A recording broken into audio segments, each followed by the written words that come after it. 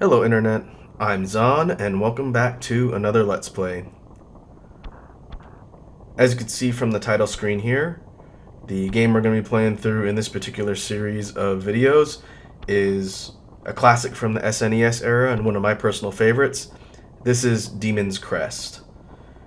With the recent, more current gen games I've been playing, in order to sort of switch things up a little bit, I wanted to go back to some old school stuff. And real quickly, we'll go through the title crawl here. The world is divided into the land of humans and demons. One realm was ruled by humans, and the other was ruled by demons.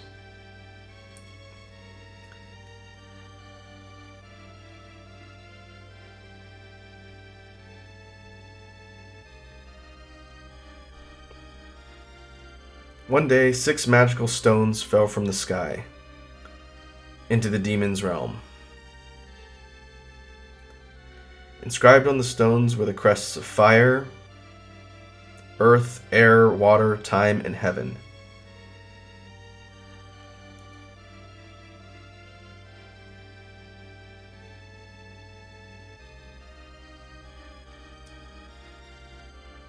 Soon the demons began to fight over these magical crests, and the realm erupted into civil war.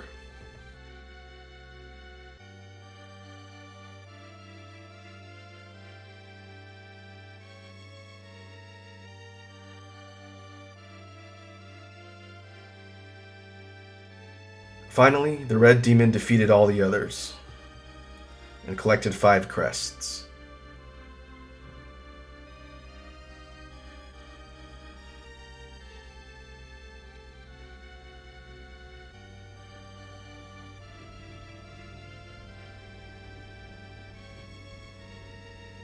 Not satisfied with the crests of fire,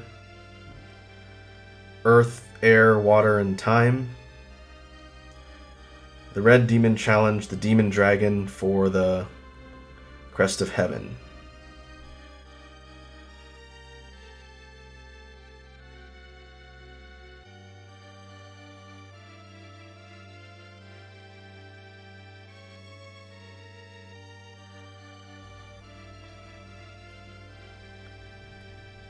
After a long and desperate battle, the red demon slayed the dragon and gained the final crest. But the price of victory was high. The red demon was critically wounded. Period.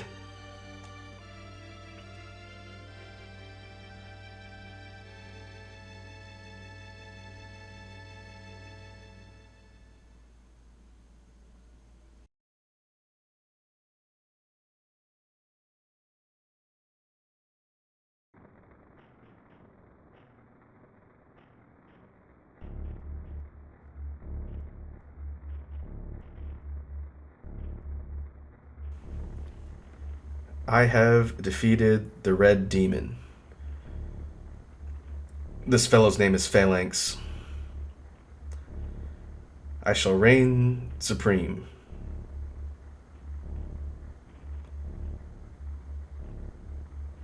With the power of the crests,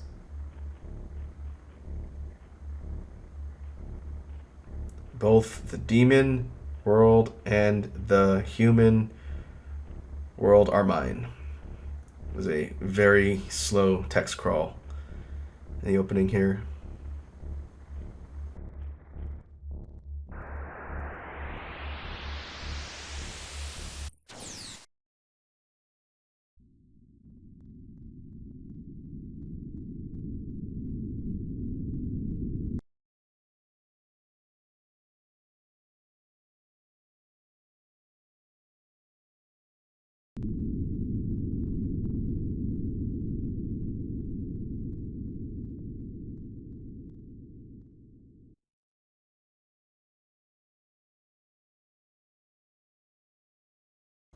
Okay, with that little bit of intro story, we have sort of the prologue to the adventures of our main character, Firebrand, who is the red demon.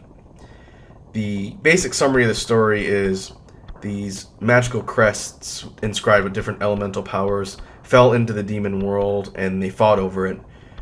Firebrand defeated everybody, including the demon dragon, for the final crest, but was critically wounded, and as he was flying away with the crests, another fellow was tailing him, that sort of gray-looking demon Phalanx, and he pot-shotted him from behind and knocked Firebrand out of the sky and took the crest for himself.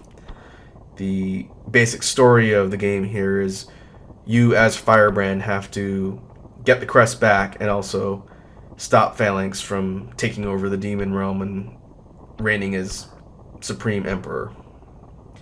What we can do is we can go ahead and get started. I'll sort of explain the breakdown of mechanics as we go here. In true Capcom fare for their action platformer type games, we are sort of tossed right in with no explanation of the controls. Kind of like the first level of Mega Man X, the player is sort of tasked with figuring out the basics on the fly. And they do that by tossing you straight into an arena fight with a zombie dragon. According to the story lore, this dragon, whose name is Somolo, he was the demon dragon that Firebrand killed in order to get the Crest of Heaven. And at some point after that, Phalanx used the Crest power to reanimate Somolo and throw him in the arena. And then after injuring Firebrand, he tosses him in here with the dragon. And Somolo's pretty easy to deal with. He lowers his head to shoot fire at you when you're close to the ground.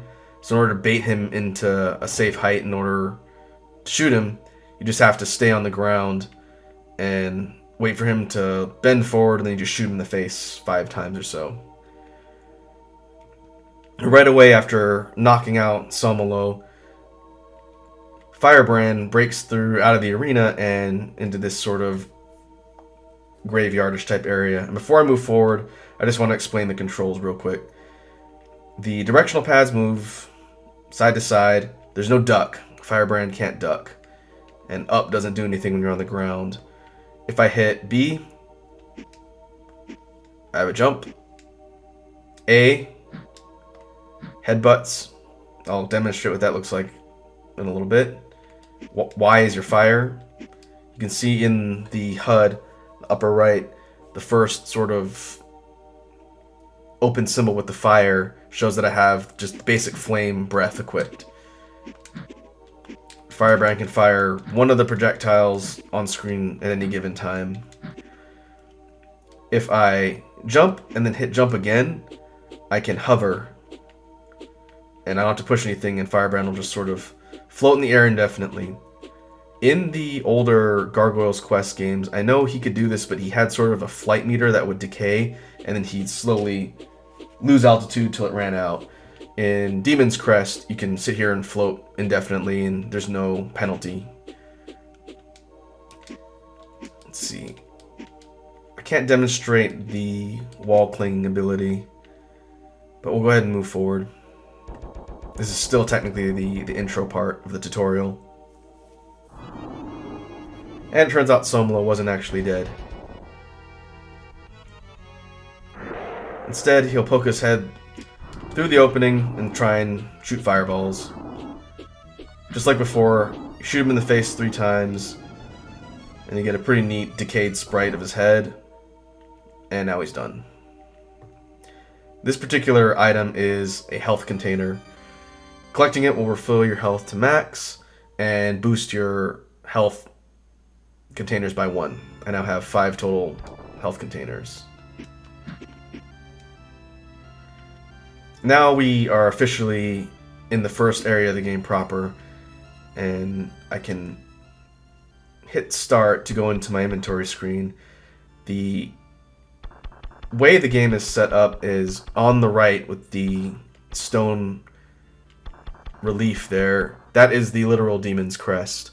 As I collect the elemental crest, they get slotted into that relief, and each one of those will give me a different ability, but the fire crest is different. According to the lore, after Phalanx attacked Firebrand, the Crest of Fire shattered into a bunch of different pieces. Firebrand retained one, which is the base fire ability, and the rest of the shards went everywhere else. After that, Phalanx scattered the rest of the crests out to his minions to guard. And Firebrand possesses one shard of the Fire Crest. And that's where we start here. I'll explain the spell, potion, and talisman, and crest power things as we proceed and pick up new abilities. So Demon's Crest's overall gameplay style is an action exploration. Not really an RPG because you don't gain levels, but you do have the ability to collect treasures and gain different abilities. Considering this game came out after Super Ghouls and Ghosts, and is technically, I think, considered similar in its lore setting, the whole genesis of the Demon's Crest and the Gargoyles Quest games were the red Aramir demons that Arthur fights in Ghosts and Goblins and Ghouls and Ghosts. They made that red Aramir character the subject of his own spin-off series, and that's how Firebrand ended up being the main character in those games. And the reason why I chose to do Demon's Crest is, one, to go and test out my recording setup for Super Nintendo games, which I haven't done on the channel, but also to play something familiar that I can talk about and then play through at the same time. Demon's Crest is one of my favorite Super Nintendo games. I think it's kind of underrated, and Let's Plays give me a good chance to sort of talk about my history with the game and sort of talk through the whole lore and whatnot. What we can do is head back to the main screen. The headbutt ability, which you saw as soon as Firebrand walked on screen, certain things like these statues, if I hit A, I can break them, and that will sometimes yield useful items or open up pathways. The basic enemies here are these sort of sheet-wearing ghost zombies. The little coin things are money. I'll need money in order to buy useful power-ups and abilities. And right away, as we're proceeding through this first main area, this area is what I assume sort of like a graveyard or area outside the arena where we were just fighting. In the back, you can see a big statue of what I assume is Somolo. And to sort of talk about the game itself, one of the things I like about Demon's Crest is its atmosphere, its presentation, and its music. The set pieces and backdrops and sprite work is very detailed. The Capcom folks definitely wanted to put a lot of real fine detail into all the things they added to different environments, and I think it holds up fairly well for an older game. The musical score is sort of this gothic organ composition, and I find the music in this game to be very good as well, very fitting for the atmosphere. Before I move on, this is the wall clinging ability. If Firebrand goes up to a wall that he's able to grab onto, he'll stick there and he'll remain motionless. He won't slide like Mega Man X. He'll just sit here, and you can shoot fire and you can scale sheer faces as long as there's no hazards. That is a large health refill icon.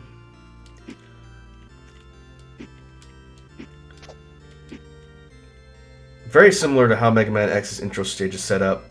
This whole section here is kind of meant to show the player all the different mechanics. You have no ability to ascend while you're flying. You can only hover in place and fly linearly as Firebrand. In order to get to the next area, the player is forced to jump until they grab onto the wall, and then it shows them how they can get over obstacles. So, keeping in the history of Capcom having good level design to sort of explain to the player what they're supposed to do. As we get to this area, we have this sort of ominous intro music, which I've used for some of my YouTube videos, that is the sign that a boss is approaching. If we headbutt this particular statue, instead of shattering, it comes to life, and this is our first major boss. This creature is called the Hippogriff. It's a sort of winged demon, and it attacks by dashing at you. It can fling sharp-bladed feathers, which may or may not do before I actually kill it. And it'll sort of try and close in on your position in order to get within range to do its different attacks. Overall, it's a pretty easy mini-boss or first boss, meant to sort of show the player how to move around, dodge, and attack. After you do enough damage, it'll revert back to its stone form, and if you headbutt it, it explodes. Most, if not all, the bosses in the game, after you kill them, will give you a health up token.